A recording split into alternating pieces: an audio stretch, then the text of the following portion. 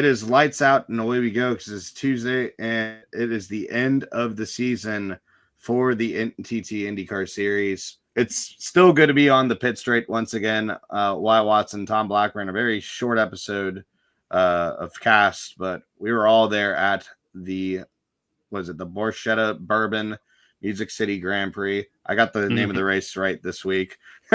And you know what? It was a hell of a race. Joseph Newgarden winning, of course, but it was a hell of a race for all the storylines for 2026 and beyond for a lot of the guys. A lot of movements happening today on Tuesday, and it starts with the biggest domino to fall, and that's Will Power will not be returning to Team Penske in 2026. Like we've all speculated pretty much since he won at Portland.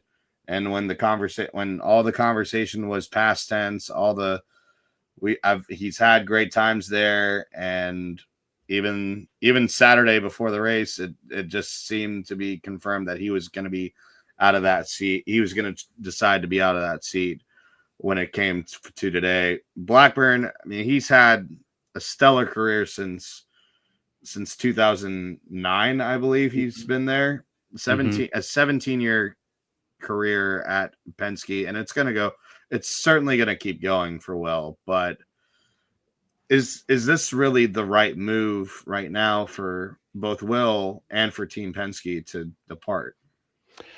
For Team Penske, I don't think it was the right move, and I would love to hear what you have to say about this too.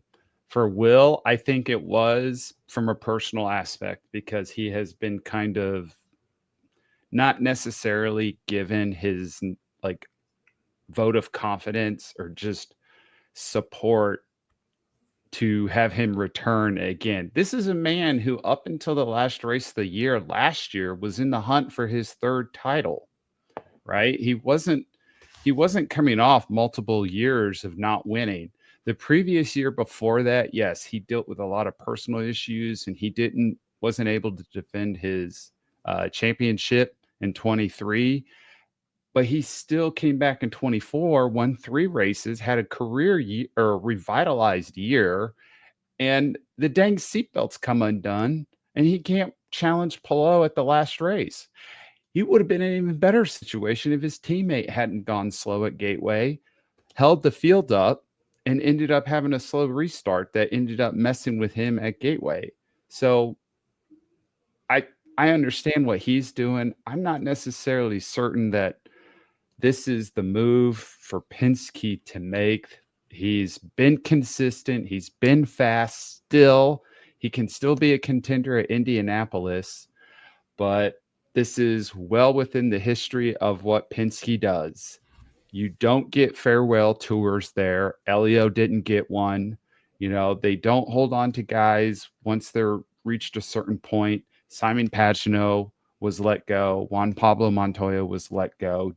The only guy who actually got to make his own decision about leaving Penske was Rick Mears, and he announced his retirement at their Christmas party in 1992. So that's really when it happens like that. So I don't know. For Penske, I'm not too sure that the call is going to work out very well, but they're going to get a young driver in there that's going to replace him. And Power, he's going to go off to find something else to do. It's just a shame that this has happened. What do you think about this on your end, Wyatt? Do you think this is just kind of like Penske making the call because they need to get younger and faster in there and consistent? What are your thoughts on it? Well, I think that analysis is absolutely, it makes sense. I mean, I feel like at the end of the day, they said Will made the decision to leave himself. That's what it seems like here. Like there might have been an offer, maybe the offer wasn't great, and Will, and just the tone that Will had all season. I mean, mind you, I was cutting in and out there. Will is the only man to win a title in the Alex Palou era. In the midst of these 4 championships that Alex Palou has just dominated his too. Gap year. Mm-hmm. Yep. He was the gap year. In fact, last season, he was the contender going into Nashville if it wasn't for a seatbelt issue. It could have actually been a title to watch to the end there, and he was a contender to win that race. He was a contender to win this race before a pit stop issue, another pit stop issue, not seatbelt this time, took him out of the race this week. And I feel like it's a move that best fits both sides here. I'm going to take that. I'm going to take a little different approach. I don't disagree that, hey, maybe Penske should keep, the guy that finished top of the points for him. But at the same time, to be the devil's advocate, that the attitude from Will Power at the end of the season was that kind of I would almost say that's a distraction if they didn't win 2 of the last 3 races of the season with Will and now Joseph Newgarden, and could have absolutely been Scott McLaughlin if he didn't make a mistake. And that race, you had all three Penske drivers were fired up on all cylinders this season. But was that a distraction for the most of the season? That wasn't. I mean, he was under contract for the whole season and had that over his head as the Indy 500 happened, and that penalty happened to all but Scott McLaughlin and everyone on that side, with everyone making exits and departures out of that team. Just the season as a whole, is this a casualty of that whole situation as a whole? We're never gonna know that at the end of the day. But to look on and to get new blood after all that's happened with those two teams, or with Team Penske as a whole, and I'm assuming this is David Malukas. I might as well just that's happening at this point. Like it's going to happen where David Malukas is going to enter that team into the 12 car, and will he make a 17-year career at Team Penske? It's very plausible. He's probably, if it wasn't for one Louis Foster, maybe he wins Nashville. He was in position to win at tracks like St. Louis this year, at Milwaukee at certain points. He's great on the old. He had a great car at Michigan, or at Detroit rather, this year. And he also, by the way, is the runner-up of the Indy 500, if I'm not mistaken, officially. David Malukas, I see as an Indy 500 winner eventually, and Roger Penske wants to get into that bucket and get younger. All of his drivers, except, Scott McLaughlin is newer compared to the Indy series, but up in age. On the contrary, David Malukas provides the future for Team Penske. While Will Power, his legacy will live on forever. He can absolutely continue that wherever he goes. Maybe it's an Andretti, maybe it's an AJ Foyt Racing, which I highly doubt since they're part of the Penske side. Maybe it's probably not going to be a Dale Coyne Racing, because we have other dominoes that have been falling around other teams, and I'll transition that to that Dale Coyne Racing car in Rinus VeeKay, which was announced today via Racer, and now confirmed by Rinus VeeKay via Twitter that he will be exiting and departing Dale Coyne Racing after finishing 14th in the points, 13th at Nashville, getting a podium at Toronto was the big highlight for that team. And another solid top 5 at Barber, not to discount that either.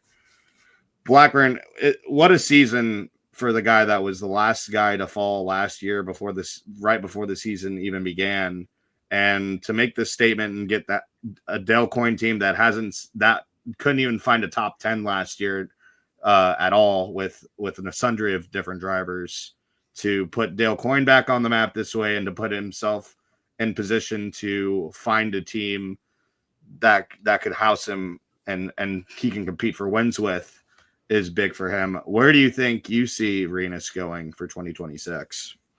Well, I agree with the sentiment about Rinus just really kind of performing very well with Dale this year. When he was on our pod a couple of weeks ago, and we were asking his confidence level heading in the last 4 races at that time, you could just feel And you could just hear it in his voice, the validity, the truth of that confidence that he was going to perform well. Unfortunately, he didn't get the results off that second place like he had at Toronto. He had kind of struggled, but he still ran relatively well. He's been a guy from, let's see, he has placed in the points. I mean, he's about as mid as you can have in the IndyCar series.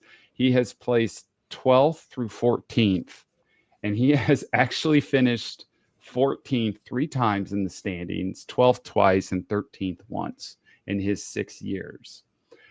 Going over to the AJ Foyt side, where they have ran, they the last 2.5 years, they've had the Penske Technical Alliance.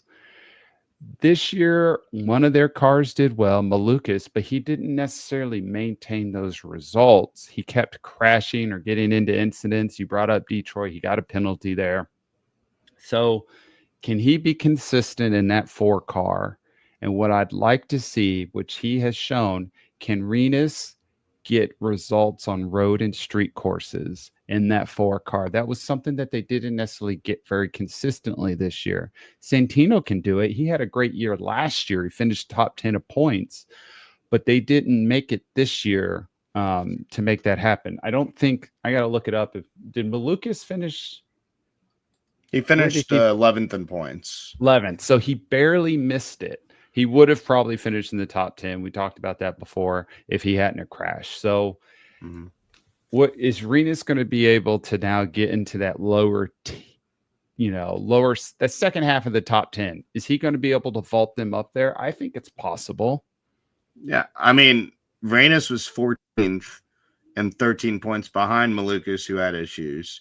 Rasmussen was ahead of him and 13th, and Joseph Newgarden catapulted way ahead of him after finally getting a win. And it's not even just that. I mean, Renus was able to get top 10s with DCR and with that car at ovals selectively, and it took a lot, but he still was able to get top 10s, even top 15s for that team. Seemed like victories at those style of tracks. Whereas on road, like I said, road and street courses, he had no issues. When you take that to a team that's been on the rise, like an AJ Foyt Racing, which I do agree with you. I think that makes the most sense to go to for a guy like Renus. Then I could see that 4 team doing well. And don't forget, before, I'm not counting this year's Indy 500 by any means for Renus VK on his illustrious qualifying performances. Before this year, he was getting in the Fast 12 and the I don't know, he made Fast 6 a couple times as well. And he did. No, every year he had made the Fast 12. I remember writing that in the preview. So yeah, this was his first year. But even though he didn't qualify well, Renus was working his way up through the field on great strategy. He has a knack for that place, which is important for AJ Foyt Racing until I can't remember, he had a mechanical issue or something. Yeah, he had a problem coming out. He came down pit road and spun, hit the wall. That's right. He had no brake. He had no brakes. That was the problem. Lost his brakes. Thank you. So yeah, it was. That's your very, very young brain. Mine is like really foggy. It's got a lot of cobwebs. So I appreciate you helping me out. People forget there was some interesting moments in the Indy 500. The finish night now have been great, but there was a lot going on throughout that race. But we're not here. We're here to talk about just all the stuff. There's still so many dominoes to fall. We haven't even mentioned Colton Herta and the F2 rumors, which really surfaced last week. Luckily we had Christian Rasmussen on the show. That's a good excuse not to cover that, but yeah. So let's talk about that. So Colton Herta, he is literally about to make a possible jump from the premier open wheel series to go over to F2 because of the super license issue. Okay. I'm kind of confused by this, not the point system or whatever, but the thinking behind it. All right. This is a man who has not won the title or the Indy 500 here in this country yet. All right. Every driver that has gone from kart over to Formula One did so either off of championships or Indy 500 wins before the whole super license. That was like the check the block. You have done this. Now you have proven yourself. Now go over there. He is going to go from the Premier to the F2 because he doesn't have enough points for his results in this country. How does he think he's actually going to go over there and perform and do that? What if he doesn't? And I love the kid. I think he is great for this series. I want him to stay here, but I get it. You have to chase the dream. What if he doesn't do well, Wyatt? What if he goes over there, he falters, he doesn't even finish top 6? Is it top 6 he needs to do in the F2 championship or something like that? I don't know. I personally would not know either. Unfortunately, on the F2 side, I did not follow that deep into it. But it's somewhere up there. What if he doesn't do it, Wyatt? What if he isn't able to take to that and struggles? Hell, Michael Andretti went over and he struggled with Formula One. And this was one of the greatest IndyCar drivers of all time. One of his teammates at Andretti, Marcus Ericsson, tried Formula One and didn't work out. And look how well he is done. Now he's an Indy 500 winner. Yeah, exactly. Probably should have been a couple more if things worked out his way. But still, Ericsson's carved out a great career so far. Notwithstanding this season. But even then, Andretti as a whole, Kyle Kirkwood was their only winner. Yeah. And it's a big risk, I feel, that Herta is doing. And I almost get the sense that they have paid Herta so much money that they're going to do this because it's a sunk cost. He's paid like he's a Formula One driver. And they're like, hey, we got to do this because we're paying you like this. So we're going to see what happens. But what if it doesn't work out?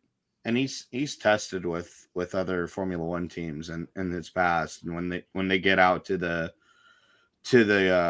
American Grand Prix and he gets seat time there. My big issue is he's gone from a second place finish in the points. And if he stayed consistent, even was third or fourth, we wouldn't be having this conversation. He fell all the way to seventh, tied with Felix Rosenqvist and lost that tie somehow, some way. I think probably off of finish I think best finish. Yeah, best finish. Because Felix got a podium. Had a second.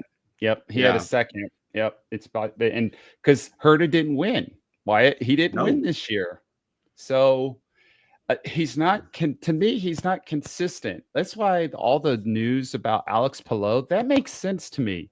Alex Palou has greatly proven it, but all of this for Colton just seems like it's no secret he wants to get there. Right. I'm not sure. I'm not well versed in the Formula One side. You can pay your way into a great seat, I'm sure, with a Prema or with some other outlet, with one of the winning, like an Alpine outlet or something. Yeah. But obviously Cadillac coming in, and they have Checo and they have Valtteri Bottas. We'll talk more about that.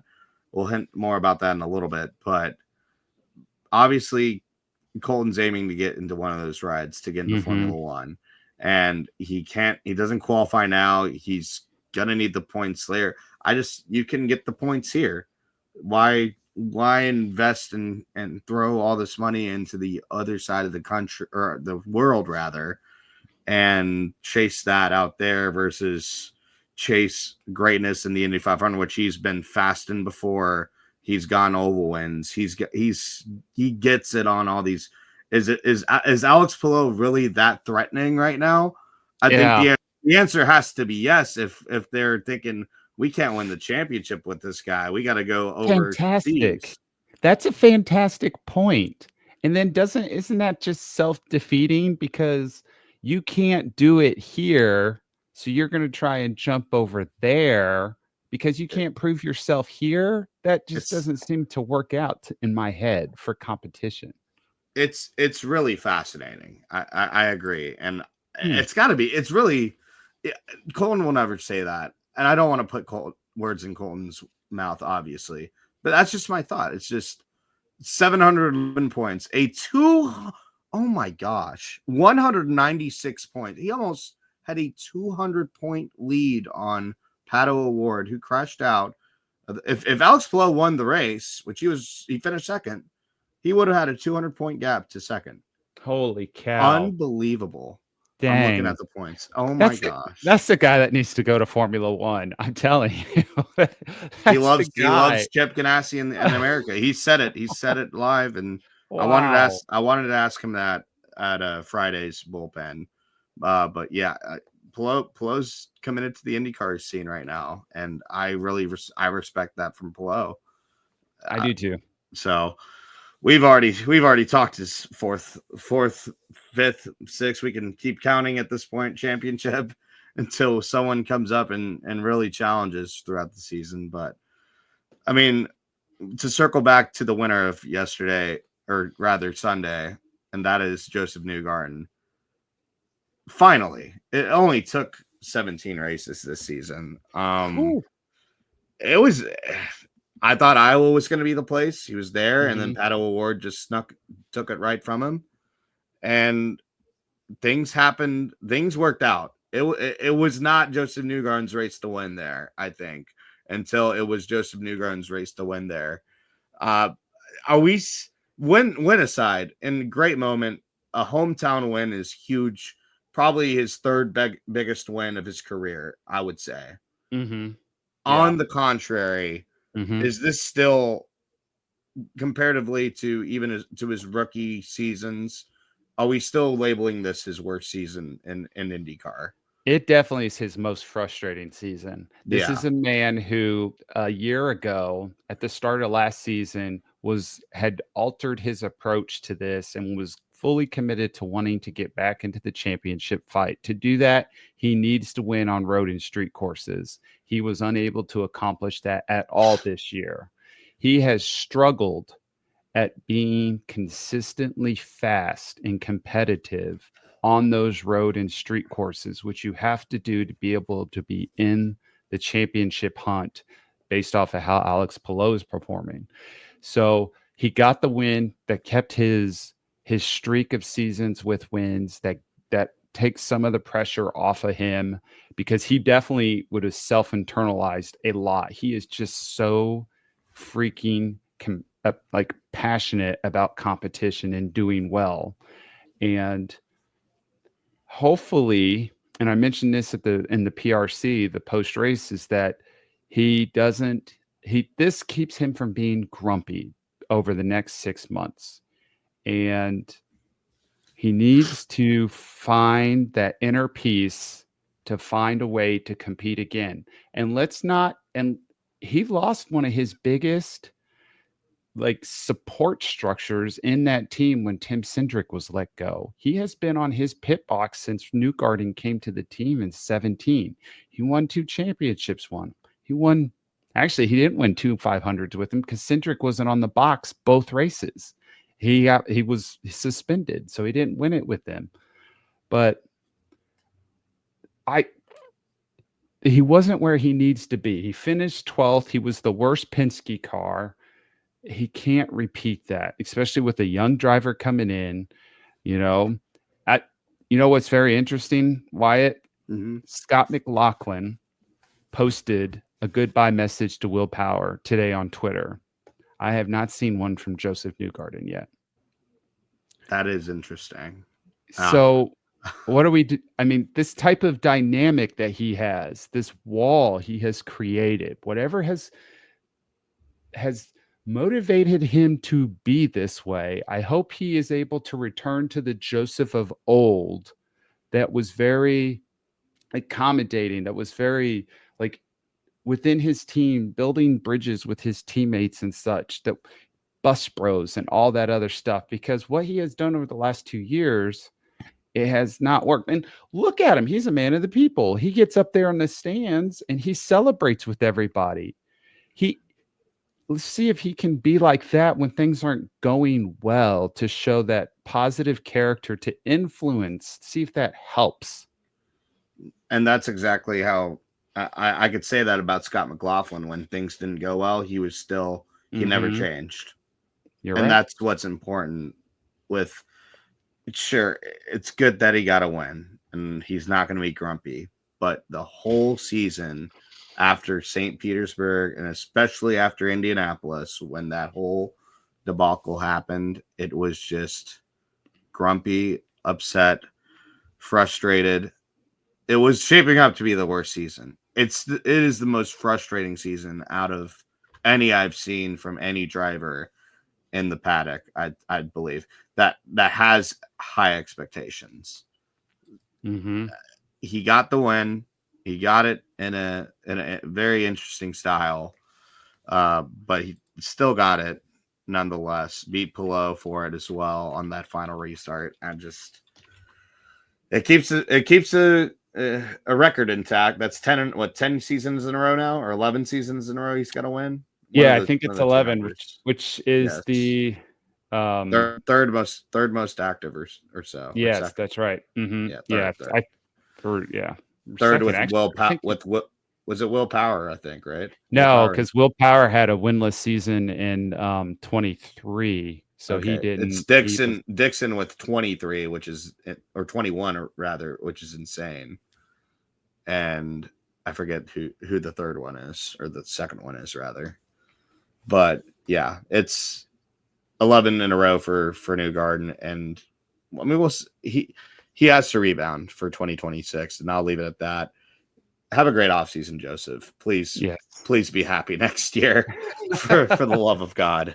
Yeah. We just want you happy, Joseph. We really just want you happy. I want Long Beach Joseph back. We had a great conversation. That's Absolutely. right. We had a Yes, great Long Beach conversation. Joseph. That's everybody loved that, Joseph. I love that, Joseph. Gotta look at F1 as it finally returned to action at Zandvoort at the Dutch Grand Prix. 1 week too early for our friend Renus VK. But something insane. Lando Norris, with about 7 to go, blows his engine running second to Oscar Piastri, who did win the Dutch Grand Prix. Shocker that McLaren wins another race.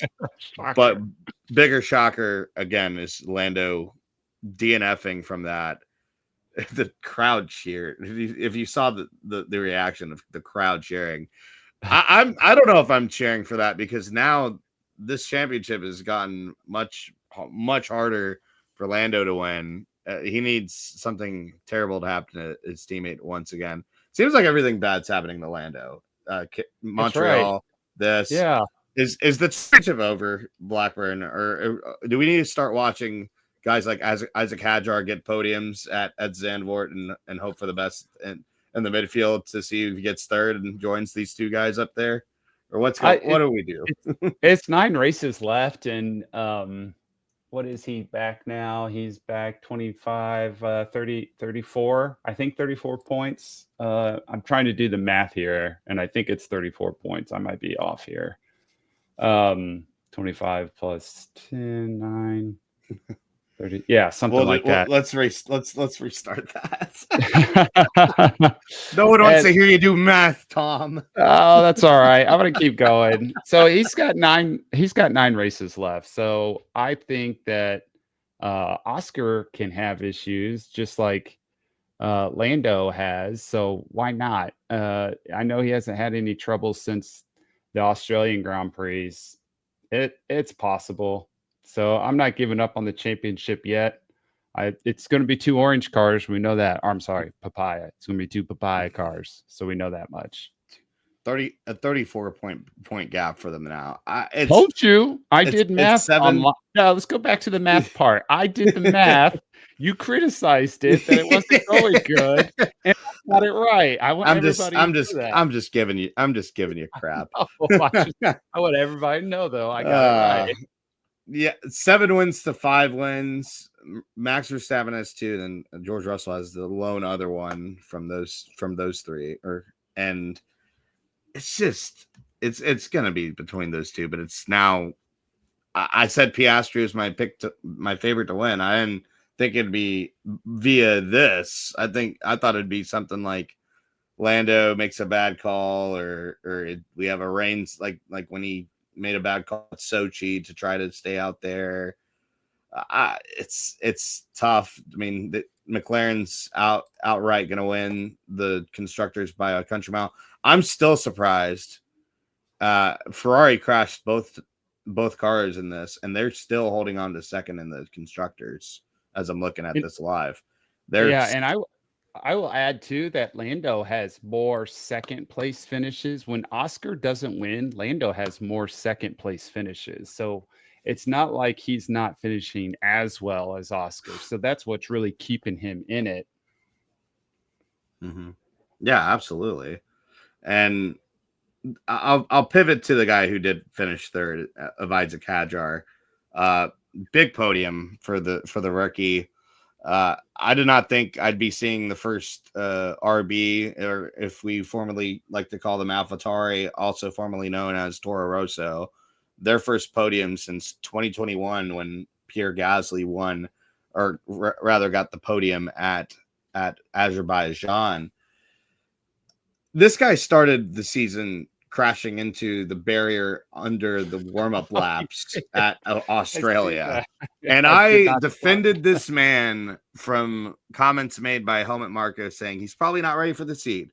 Well, Blackburn, you think he earned his pay this week? Because we were talking before the show, what, the second Red Bull seat? That's the death penalty in Formula One right now. That makes sense.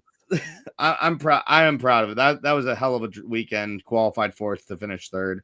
Where could this kid go? I mean, do you really think he's going to get that second seat with how bad Yuki has been this year in that second Red Bull?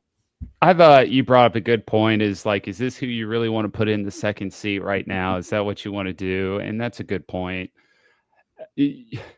Yuki has 4 top 10s, and Isaac's got 1, 2, 3, 4, 5 top 10s, and then he has his podium he's got more than twice as much points as Yuki has been able to do.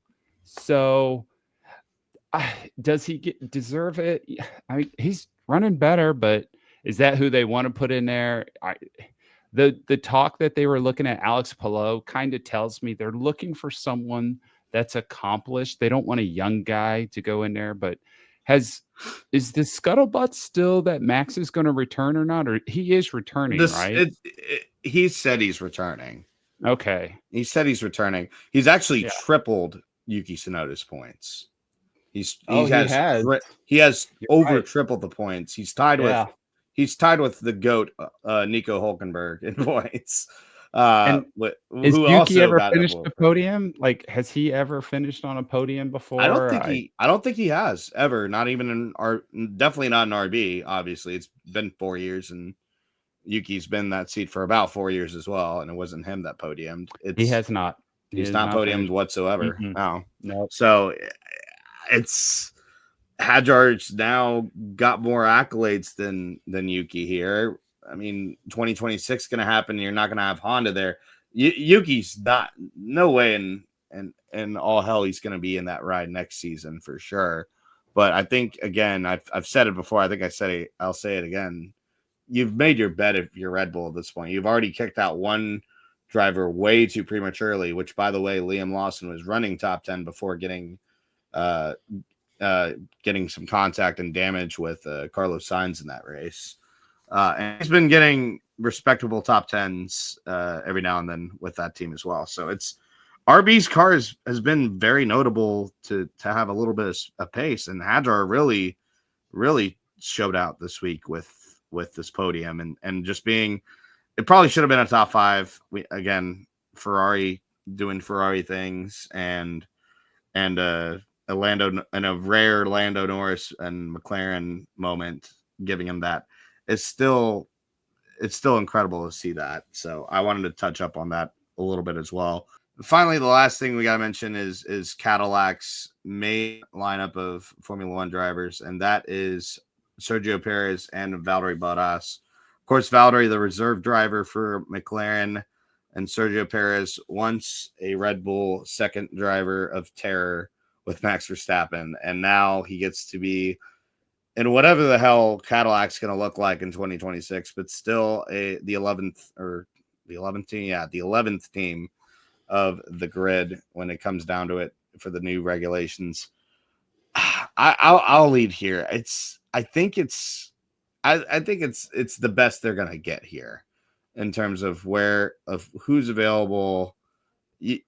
You don't really put someone who's a rookie. I'm sure they would have loved to have Colton Herta in there, like we mentioned earlier in the show, with the lack of super license points. That is kind of the hiccup there with young Colton, but those two specifically give you at least a veteran presence and can help build this program into what they possibly want to be for next season. You can't make it anywhere like an Apex GP kind of thing, and we're going to see Cadillac win a race in 2026. No way in hell. Now, if they can get points, I think their goal needs to be just getting the points somehow, some way, and compete with the likes of a Williams and the likes of a Kick Sauber and Haas. I almost call them Haas factory team, but Haas F1 team rather. I feel like that's got to be their goal, is that they can't be way behind the pack when it comes to this. Of course, Ford's also coming back to Red Bull, which will be great to have an American rivalry there in terms of manufacturer support. You'll still have Honda, and who's going to be with Aston Martin brand with a Honda powered engine. Ferrari is still making their own engines and has customer teams that are using those engines. And Mercedes is going to be, I'm just praying Mercedes doesn't terrorize the whole Formula One scene, which, I mean, they've been doing for a decade plus with themselves, and now McLaren with their same power units. So GM, Cadillac getting into this fray for the first time in a long time for General Motors is going to look. It's going to be interesting. As we still don't really know what it's going to look like until we go into 2026. But I'm intrigued to see what happens with at least these two, and especially with how their careers have befallen. I'd love to see Valtteri do something special or something great with that team. Blackburn, do you kind of agree with that analysis, or what's something else you're looking forward to with that team? I will add just that, yes, those two make sense. Both of them are race winners. That's fantastic for them to have. The other thing is, if Colton moves up and replaces one of them, I hope it's Bottas, and then he comes to IndyCar. That's just my own desire, because I want that personality over an IndyCar. Oh, absolutely. I'd love to see that too. I would beg to differ. I would like to see how Sergio Perez and Pato O'Ward interact with each other if they were to race. Two Mexicans that would be huge. in the field. That'd be huge. If they ever go to Mexico City, that would make that race sell out in 13 seconds. Yeah, you would not be able to get a ticket to that race. So no, not at all. Not at all. So I'm excited again to see that. Valtteri, Sergio Perez, good luck on that side in 2026. In the meantime, we'll continue to follow the Formula One season as it goes. We will be sitting here waiting, praying, and keeping our eyes glued hoping and praying for a new IndyCar season, that is. But we'll keep our eyes glued on all that's happening in silly season and the schedule whenever that comes out. That should be coming out soon. And I'm excited to hear a lot of the cool places that IndyCar will possibly be going to in 2026. But that'll do it for this episode of The Pit Straight. Thanks again for joining me and Tom Blackburn. Follow me at Wyatt W Racing, Blackburn at Tom Blackburn 42 on X, Twitter, whatever you like to call it. And then check out all the rest of our podcasts this week, including Through the Gears with myself on Friday, as well as Bringing the Heat with Trey Lyle. And check out Happy Hour with Michael Massey, Brian Nolan, and Dalton Hopkins, as they had Taylor Kitchen of Above the Yellow Line on the show tonight as well. So check that out. Great to have her on the program after what was a dominant Southern 500 by Chase Briscoe. By the way, we won some money on that on through the years from that. So happy about those picks on there as well. So again, thanks to Jen for joining us on the pit straight as Formula One heads next week to Italy and Monza.